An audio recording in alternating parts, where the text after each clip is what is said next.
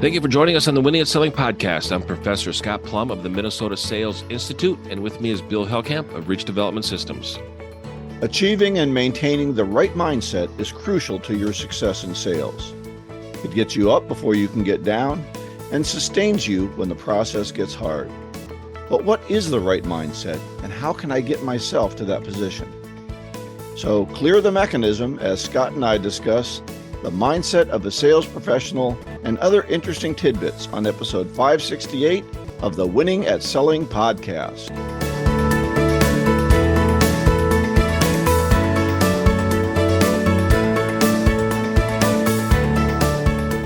Clear the mechanism. I remember using that when we were doing psycho-cybernetics. That was one of the chapters talked about that, right? Did it? No, that's from a movie, a baseball movie. I remember you mentioning it when we were doing that book, Psycho-Cybernetics. It talked about clearing the mechanism. Yep. I had to do that the other day. Oh, yeah. Sometimes you get all kerfuffled, right? And you need to exactly. You need to say, okay, get rid of all this stuff, throw all this stuff off my desk, and let's start over. Reset. That's right. Fresh start. I have about 8 boxes of stuff I threw off my desk. I got to get to one day. Oh my. So. Okay, you just got your taxes done, huh? Yeah, that's right. That's right. All right. So we have book club today. A book club today. We're doing the book How to Win Friends and Influence People. Today we're doing part 2, chapters 2 and 3. And chapter 2 is titled A Simple Way to Make a Good First Impression. And I really like this chapter. It talks about something that's very, very simple. The principle is smile. So it really talks about different stories on how people use this technique and reminds us how effective it can be. And one of the lines out of the book says, people who smile tend to manage, teach, and sell more effectively and to raise happier children. So there's a cross benefit to that on your personal life when you end up applying this in your real life with work. I had a leader ask me once, "Are you happy?" And I said, "Yes." He said, "Well, notify your face." Yeah, I've used that many times since then, especially with my own children. Notify your face. You know, sometimes what do they call it? Resting bad face. Yeah. Resting something face. Angry face. That's right. And I think a lot of us have that.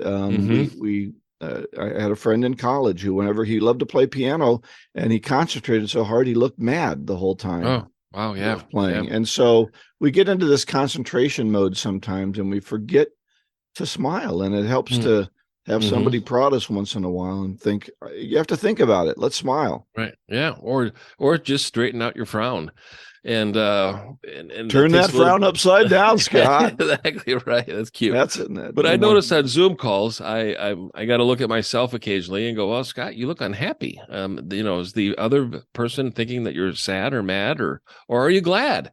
And like you said, notify your face. Yeah. So, people read so much in our expression, and I think we tend to think, did I make that person mad? Are they mad at me? And they're not even mad, and we tend to project these questions. So take that doubt out of people's minds and let them know that you're happy to be there. You're happy to see them. In sales, we want somebody who is pleasant, who's joyful, who brings energy to us, not somebody who brings a dour, sad, if business is down, I don't need somebody to come in and mope in my office. So true. I always think about, what do you want them to know? And how do you want them to feel after an exchange? What do you want them to know about you? What do you want them to discover about the situation within the conversation? And then how do you want them to feel when it's over with? And there's another great line that says, action seems to follow feeling, but real action and feeling go together. And so often we can get caught up in our feelings and not be conscious and choose to smile and to choose our attitude on how we react or how we respond, and respond is a little bit more intentional. Was this the chapter that had the Abraham Lincoln quote, "A person is just about as happy as they make up their mind to be"? Well, this is a Shakespeare line. This is in my notes. Shakespeare said, "There's nothing good or bad, but thinking makes it so." That's right. You make a decision to smile, right? Yeah. It's an attitude thing. And I do think that if we force ourselves to smile, we tend to feel better ourselves. Right. That action starts things. We can fake it till we make it a little bit. Right. Put a little energy in your step, put a little bounce, walk a little faster. I think so. This is out of the book, The Magic of Thinking Big. Put a little enthusiasm in, walk faster, talk faster, be in the front row, put that energy in, and smiling is a big part of that. It really is. Yeah. I I remember see. when I was learning to conduct training for Dale Carnegie, quite frankly, and I had my mentor was in the back of the room, and she'd hold up a sign saying "Smile," and Good reminder. because as I concentrated, I would forget to smile, and so I think about that quite often when I'm training, when I'm doing things. Just put a smile on your face. You're Hmm. concentrating, but you're not looking happy. So One of the last lines in the chapter is a person without a smiling face must not open a shop. So if I you're in remembered that sales, one. Yep. you better Chinese be smiling. proverb. Yep. Yeah. That's right. That's right.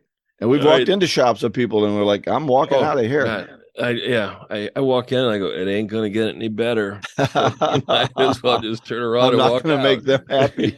It's just not gonna get any better, Scott. So if you're gonna tolerate this, continue. If you can't stand it, leave. That's right. And that's what I do. All right, so the principle is smile from that chapter. Chapter 3, if you don't do this, you are headed for trouble. And boy, that title kept me in suspense for the entire chapter. What are they talking about? And they're really talking about remembering that a person's name is to that person the sweetest and most important sound of any language. And it's really important. And a good strategy to use a name is at the beginning of a conversation, use their name, remember it, because they talked about that. People just have a tough time remembering names. So write it down, write it down, write it down. And then it makes it easier for your brain to see it. And then at the end of the conversation, close with, thanks, Bill, for spending this time together. And that's the perfect bookend. Sometimes if you do it too often, it gets to be a little redundant and it kind of turns people off. Well, I think if you even tell them, hey, look, I'm going to use your name a lot, Scott, because I just, Scott, want to remember it. And if I don't do that, I know it'll annoy you a little bit, Scott, but I'm going to do Oh, that because yeah, I want yeah. to really cement it for you.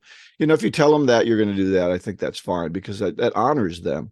Right. Anything that you do to honor somebody and say you're important. I love the story about Nicodemus Mm. Papadopoulos. Oh, yeah, yeah. And he worked real hard to make sure he got the guy's name right. And he almost cried saying, in the 15 years I've lived in this country, no one said my name right. Hmm. And I think that's so important that I always ask people, now, what do you want me to call you? If they introduce themselves as Deborah, then I'm Hmm. not going to call them Debbie Right, right, because that's not my right. right. Yeah. Don't use the nickname if they don't use it. So in this chapter, they talked about Benton Love in Texas. And I thought, Dallas, that's the name of the airport, is Love Field. And I looked it up on Right, right. Wikipedia and no connection at all to Benton Love. I mean, and here's a little backstory. October 19th, 1997, the Love Airfield was a training base for the U.S. Army Air Service during World War I. The airport is named for Army Lieutenant Moss Lee Love, who perished during a training exercise. And Lieutenant Love had no connection to Dallas at all, but it was the norm at the time to honor Army aviators who perished during flight. And they talked a lot about naming people after certain things. The Pullman car, the Pullman That's a great premium, story. Yep. yeah, sleeping car. Yep. Was a Pullman was a guy who was competing against Andrew Carnegie about getting the business, and Andrew and Pullman met, and Andrew said, "Let's do this together." In fact, I want to call the sleeping car the Pullman like premier sleeping car. And Mm-hmm. and Pullman was like, I love it. Let's do this, and attach their name to it. So it's really important to really remember a person's name and incorporate it into a memorable transference in an object. It reminds everybody about what that person is and how you can remember them. Well, I think really important is how much money people will give, say, to universities to have something named after themselves, to have a Mm-hmm. building named after themselves. Uh, Having that, I mean, that just shows how important it is for people to be recognized. And the simplest thing we can do is make sure that we learn their name and we remember it when we meet them. I like your idea. Write it down. Right. Yeah. Say it a few times during the conversation. I like to get a business card because then I have Mm-hmm. all their information. People are using less business cards. Can't tell you the number of times I go to a networking thing. Oh, I didn't bring any business cards. It's like, Oh, well, right. you make it hard for me to come back and remember you because I might have met 10 or 15 people today. So make it easy for people to remember you. If you have a mnemonic Mm-hmm. that reminds them of your name, right? Mm. I like your Professor Plum because Mm. it reminds us of the game Clue, and so we Yep. remember you, right? And we Right. don't remember your first name. Right. That's Well, all right. right. So those mnemonics help people to remember you. And I Hmm. just think that we should make sure we're concentrating. I think we miss their name the first time they say it, and we're too embarrassed to ask them again because we're thinking of our own name. Right. That's the most important time to ask is if you didn't understand it, you didn't hear it, you need to ask right then and there. Because if that moment passes and you don't ask them to repeat it, then they assume that you know it. And if you're not knowing it, then that absence of not saying it is going to be noticeable. And that's not going to go over real well. Absolutely. So the principle 3 is remember that a person's name to them is the sweetest and most important sound of any language. So reinforce that. That's principle number 3. Next week, there's no book club. We're going to have a guest. Mm. And then after that, we're going to be doing part 2, chapters 4, 5, and 6. So this part is talking about 6 ways, and their chapter is dedicated to each of those 6 ways of making a good impression with other people. Yeah, 6 ways to make people like you. And it's interesting kind of the way Dale Carnegie uses language. Influence people, win friends, make people like you. And sometimes people are turned off by those kind of titles. Why should I make people like me? Yeah. But get past maybe the older language that he's used in this and understand that we're trying to build relationships with people. And these are great principles that he's bringing up. And we'll try to get fit 3 in next week or 2 weeks from now. Yeah. Yeah. Good. Excellent. All right. So our main topic today is the mindset of a sales professional. And I just sat down, Scott, and I asked myself, what is it that makes someone in sales more successful than others? And as I posed that question, I found I didn't want to focus on attributes that might be considered talents Mm. or abilities, like, maybe somebody's intelligent or they can read people. Those seem to be attributes that we're kind of either born with or we're not born with, right? Someone's Hmm. smart or they're not smart, right? But that left me with items that are more attitude oriented and even more focused than that. I thought we might think about mindset items. Now, I know mindset can be thought of as attitudes, Hmm. and you can think about them that way if you want, right? All right. But in this case, I wanted to look more at a set of beliefs around being a sales professional that would help people be just as successful as they want to be. Now, it's also important that these attributes be just a decision away, right? I Hmm. don't have to learn major things. I can just decide to do them and start to implement. I don't want to have to study and master something new, but I should be able to institute these beliefs immediately and then back them with some kind of action. And then in doing so, I'll achieve positive results. Does that make sense? Oh, it makes perfect sense. I love how you broke it down to a small task or a big goal into small tasks and then implement the small tasks. It makes it a lot easier. That's right. That's right. So I have about 6 of them. If you can add some things, that's fine. Sure. If you've read the book Mindset, I didn't really go by the book Mindset, although I do think that that's an excellent book. But and mindset really talks about whether you're a fixed mindset or an open mindset. I think all these are going to be open mindset type items you'll see Hmm. as well. So number 1, motivated. I don't really care what motivates you. Just get motivated, right? Right, right. Some people are motivated by the car or money or awards or competition or winning, even if the other person doesn't know they're playing. Mm. I think those can all be good motivators. I don't know what motivates people. I do think that we make a big mistake in relationships, especially in leadership and in sales, in not knowing what motivates others. But you sure as heck better know what motivates you. Now, I'd also suggest you try not to get too negatively motivated, right? Mm. Hmm. I've seen sales organizations that try to get people in debt so Right. that they're always in debt and they're motivated by this anchor hanging over their head. I don't like that. I don't think that's good. I think you can be positively motivated to get that. If you want that sports car, that's fine. Mm-hmm. Do some things right, save up money and get it. Don't buy it so that you have a $400 or $500 or $600 monthly payment now that you've got to get. So what do you think about motivation? I love it. I mean, there's two types of motivation. There's intrinsic and extrinsic. So intrinsic is that desire to want to leave a good impression, and you're internally motivated intrinsically. Extrinsically is the car or the money. And I think that it's really important to think about how we get inspired when it comes to being motivated, and what do we really want to be able to get out of the hard work of sales and money, and what will the money do. But here's an interesting thing that I think has been coming up more popular is the gamification. People really are getting into the gamification, and this is an intrinsic motivation about wanting to win, and it's a healthy competition within an organization when they incorporate a gamification, and that's different than money, which is always, it's interesting to see how that's been shifted a little bit. Well, is that like a sales contest of some kind that Yeah, they're they get doing? points. You get points, when you make an attempt, you get points when you get into a conversation, you get points when you do a proposal, you get points when you end up winning the proposal. So you break down the entire sales process and you end up giving certain points to certain steps in the sales process. And then people want to be able to get as many points as possible. Now, how can you get as many points as possible? Do a lot of attempts.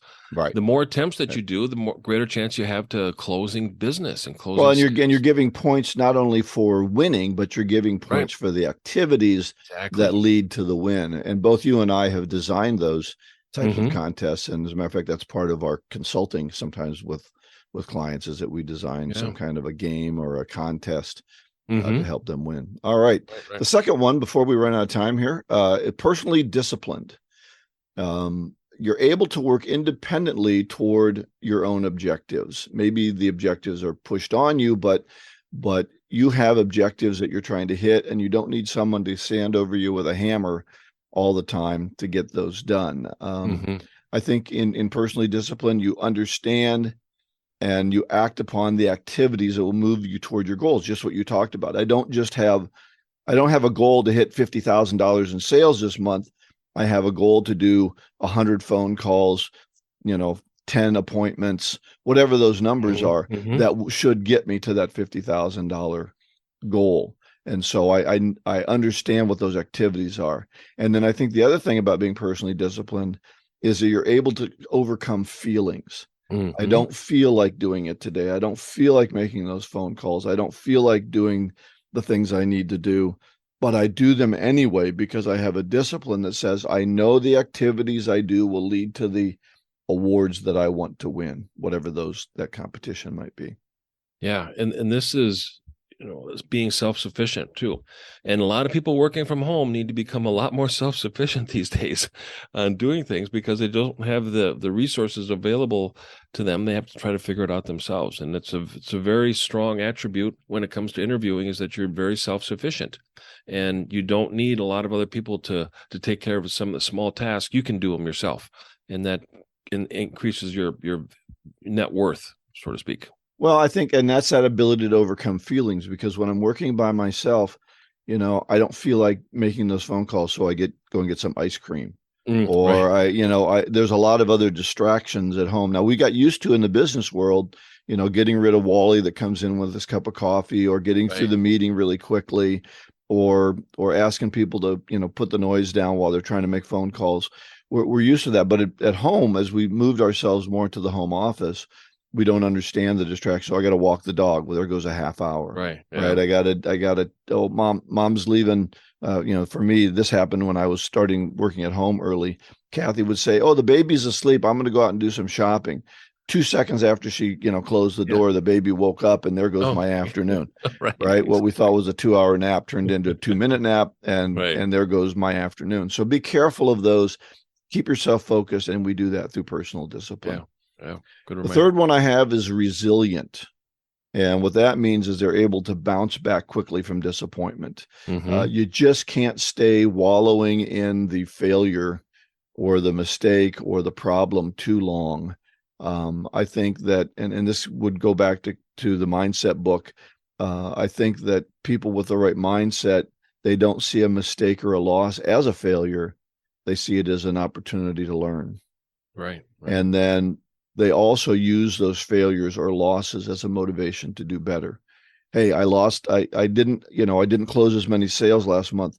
I'm going to put in some more phone calls and some more appointments this month, because not only do I want to catch up, but I understand now maybe it takes more than I thought it was going to take. So they use that as motivation, as fuel for their jets.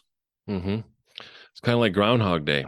You're going to have to go through and repeat it until you figure it out. And then one day you wake up and it's a fresh new day. It's a fresh new world. But having that ability to deal with adversity and to be able to be persistent is very, very important when it comes to, like you said, controlling your feelings and really supporting a belief that, you're worth it. You can do it. Just, increase your commitment.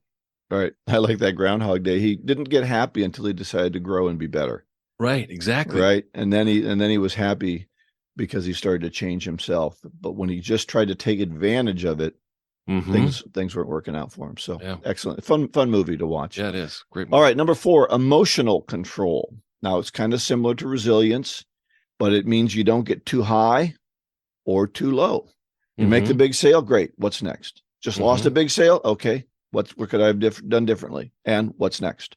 Right. It's always looking at that next and not getting yourself too pumped up because you made the sale and now you forget to do any work because hey, I made the big deal. Let's go out to lunch. Let's go play tennis. Let's go have a golf afternoon. Hey, the next big sale is right around the corner if I do the work, but it's not around the corner if I don't do the work. And I lost a big sale. I can't go in the doldrums for 2 weeks because I lost that big deal. I've got to get out there and get things done. So what's your emotional level? Can you keep it in that midpoint so that you're always ready to do the next right thing? Right. And dealing with rejection, and we end up, salespeople put themselves out, they're emotionally risking every single day, and they need to maintain a mindset of optimism. And optimism has 2 definitions. It's one, being hopeful before a decision is made. And the second is dwelling on the most positive aspects after a decision is made. And sometimes not winning a sale that is a poor fit for you and the company is actually a win, because it ain't going to get any better if it's not a good fit at the beginning. It's going to take more time and frustration, and it's going to erode the profitability of the company. Yeah, I don't think salespeople always think about that, but their managers ought to be thinking about that, to be examining a sale to see if it's going to be a good fit, because the company, as you say, is going to have to pay for that bad fit. Salespeople sometimes blithely go on to the next deal, right? And so be careful of that. And that leads us into number 5, which is, I think what you're talking about is you're a responsible person. Now, I think we live in a society, Scott, of victimhood. That's true. And right now it seems that we are honoring the victim and the lackluster and the poor performer from a societal standpoint, which I think is awful. But as a sales professional, you need to look to yourself for achievement. And pointing the finger at others is not going to help you. Circumstances, competition, conditions, whatever it is, whatever goes wrong, if you point at them, you're just really pointing back to yourself. Right. Point those fingers back at yourself. What are you doing to overcome competition? What are you doing to overcome the current conditions? And somebody's out there outselling you if you're not doing that work. Right. And I love the word responsibility because I see 2 words in it: respond, ability. And it's not a reaction ability, it's respond. You have that choice of how you're going to not be a victim. And, we have a personal identity, all of us, and we have a role that we play. And when we separate our personal identity and our role, we should always feel like we're a 10 as a person, because we can never outperform a negative self-image. And in the role that we play, we will have failures. We will have setbacks. We will not always be at a 10 when it comes to the role, but we need to be able to control our feelings, have a supportive belief system, do everything that we can, learn from our mistakes, and then improve the next day. And that's being responsible for your own personal and professional development. So you're saying don't beat yourself up about it so that you can't function. Yeah. Understand that if something went wrong, what did I do or not do that could have controlled that thing, so that next time I can be a little bit more in control. Never perfect, but always striving toward that better goal. Yeah. And again, that goes back to to the mindset book where she talked about being a person who feels they can grow and get better. Mm-hmm. I think that's the real flexible mindset. Okay, the last one I have is dynamic. And I think this kind of goes back to the smile thing we were talking about, Scott, in the How to Win Friends book. But it's the ability to create energy for themselves and others in any situation. Through the sheer force of will, a good salesperson, a sales professional is going to bring some kind of spirit into the room, the conversation, the sale, whatever the situation they're in. They're dynamic because they bring the energy. And you and I have often been in that situation as presenters where the room had no energy and we needed to bring that energy. Oh, yeah. It's the same in sales. You can go in and, Larry is looking sad, and are you going to bring him out of it? Or are you going to wallow in misery with your client? Mm-hmm. Right. And sometimes being a dynamic presenter or an inspirer can cause the audience to be somewhat numb, like they're just taking it all in. I did a presentation yesterday to a very small group, and it was just a quick 45-minute presentation. And I kind of look at them and they're just kind of frozen. And some of them are taking notes and some of them are not, but it's like watching people watch a movie in a theater. When you look around, the people in the theater, everybody's just glued to the screen and they're just taking it all in. They're getting into the cadence of the presenter, and that's being dynamic. Just like a salesperson gets into a cadence of their presentation with their prospect, and they get into that dynamics cadence in that conversation.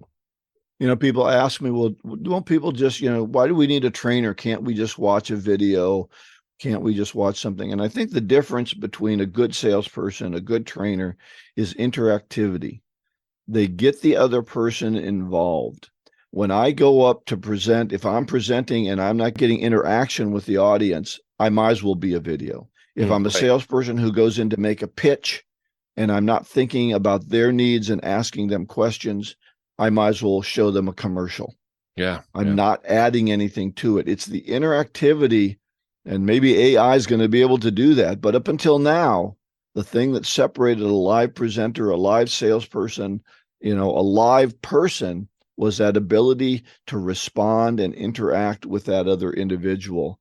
And I think that dynamic is that ability to draw them into that energy, not just put out energy, but it draws them in and gives them energy they can use. That reinforces point number one, motivation, being motivated, inspiring others, and wanting them to, give them the content and the confidence. People have got to have the confidence in applying the new content, and that's part of being dynamic. So the 6 of them that I mentioned: motivated, personally disciplined, resilient, emotional control, responsible, and dynamic. Now, what I want to say in thinking about these, just because these are only a decision away, it doesn't make them easy to accomplish, right? True. It's not easy to be motivated all the time. It's not easy to be dynamic all the time. It's not easy to take personal responsibility for things. These are difficult attributes, and the decision we make to implement them, we need to take that seriously and do it with consistent effort. And as I saw a poster one, if it was easy, everyone would do it.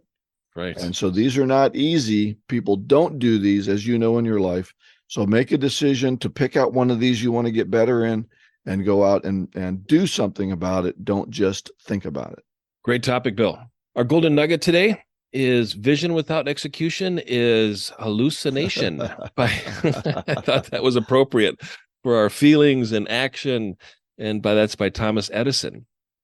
Yeah, just thinking about these, if you just listen to us or any other podcast to learn, but you don't go out and execute, you don't do anything, you're not going to make the changes. So listening is good, but implementing is better. Very good. Very good. All right. So what we want to do, go to winningatselling.com. All the information is going to be there in the show notes. So look for it at winningatselling.com. So next week, no book club. We're going to have a guest. Nan Gesh is going to be talking with us on building collaborative interaction and collaborative teams. So it'll be a very engaging episode. I'm really looking forward to having Nan on the show. Please subscribe to our podcast and share it with your colleagues, social media, Facebook, emails, hashtags, etc. Go out and get better, one skill at a time. Joyful selling.